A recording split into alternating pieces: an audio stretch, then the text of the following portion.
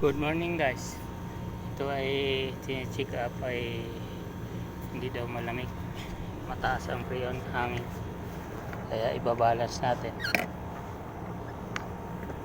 Balance para magpermanente ang kanyang tumaas siya at hihinto yung compressor.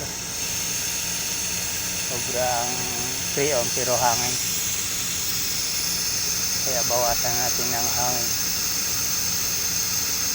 Balance yung freon at ampere.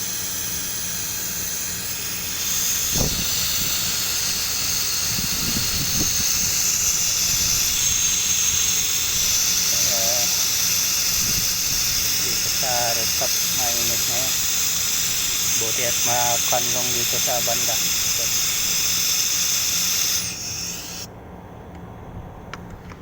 Okay guys, babay muna at isarado ko to. Okay na ito. Bye bye, God bless.